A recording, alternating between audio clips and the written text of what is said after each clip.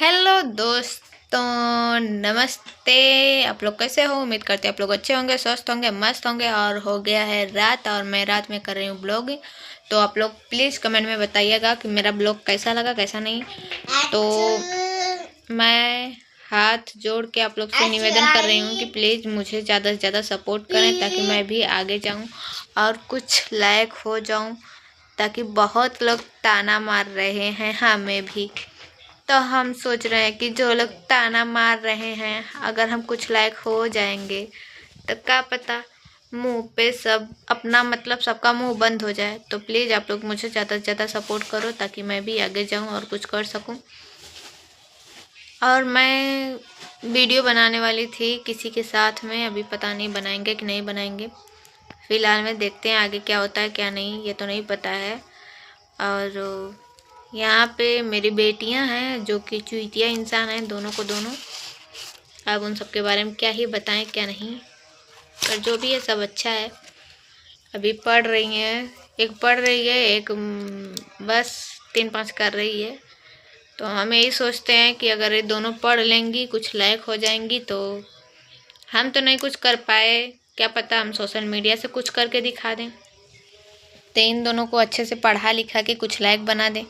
पर देखते हैं क्या होता है क्या नहीं। अब भगवान की मर्जी, भगवान कहाँ से कहाँ लेके जाएंगे, क्या करेंगे, मेरे साथ क्या करने वाले हैं, वो तो ऊपर वाला ही जाने।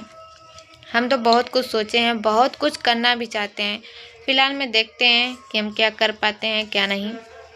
तो हम यही चाहते हैं कि आप लोग मुझे ज़्यादा से ज़्यादा सपोर्ट करो और ज़्यादा से ज़्यादा आप लोग मुझे सपोर्ट करो। और मैं भी अपना जो वीडियो बनाती हूँ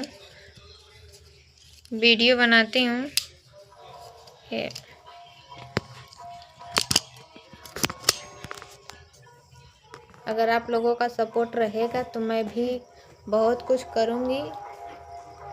और सच बताएं तो मैं बहुत परेशान हो गई हूँ। मेरा तबीयत भी नहीं सही रहता है, दवा ववा करना रहता है, दवा लेना है, दवा करना है, तो बहुत प्रॉब्लम है इस टाइम। अगर आप लोग साथ देंगे तो हम शायद आगे बहुत कुछ करना चाहते हैं अपने लिए, अपने बच्चों के लिए। तो प्लीज़ आप लोग अपना साथ दो और मुझे आगे बढ़ाओ, ताकि मेरे पास बेटियां ही हैं, बेटे नहीं हैं। बहुत लोग इसका भी गुमान करते हैं कि मेरे पास बेटे हैं और तुम्हारी तो बेटियां हैं। हाँ, भगवान मुझे बेटियां ही दिए हैं और बेटियां बहुत नसीब वालों को मिलती हैं। शायद मैं यही जानती हूँ कि बेटियां बहुत नसीब वालों को मिलती हैं।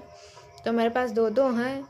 अब ये सब क्या करना चाहती हैं ये तो मुझे नहीं पता, पर मैं ये चाहती हूँ कि ये सब पढ़ें लिखें और आगे जाएं, ताकि कोई ये ना कहे कि अकेले पढ़ाई है लिखाई है तो ऐसी निकल गई वैसी निकल गई। सब तकलीफ होता है कि ये, पर ये दोनों समझते ही नहीं है। किसी के कोई कुछ भी कह देगा तो ये सब मुझे ही गलत मान लेती हैं। इन सबको कितना कहते हैं पढ़ लो, ये करो वो करो, किसी को कोई फर्क नहीं पड़ता है। प्लीज़ आप लोग इतना सपोर्ट करो ताकि मैं आगे इन सब के लिए अच्छा सोचूं और अच्छा से अच्छा करूं। ऐसा स्कूल में पढ़ा रही हूँ कि गाड़ी से जाती हैं, सब गाड़ी से आती हैं, पर पढ़ाई नहीं हो पाती है। अब वो स्कूल कैसा है कैसा नहीं बता पाएंगे। घर पे तो एक अक्षर नहीं पढ़ते हैं, सब काम ही नहीं मिलता है। हर चीज़ के लिए जिद करेंगी, पैसे की अभी फीस बाकी है, पर फीस के लिए फ़ोन आता है। कोई कह दे कि हाँ पढ़ाई लिखाई से ढंग से हो रही है। हम तो यही सोचते हैं कि अब सरकारी स्कूल सबसे अच्छा है भाई, सरकारी स्कूल में पढ़ाओ, प्राइवेट अच्छा नहीं है।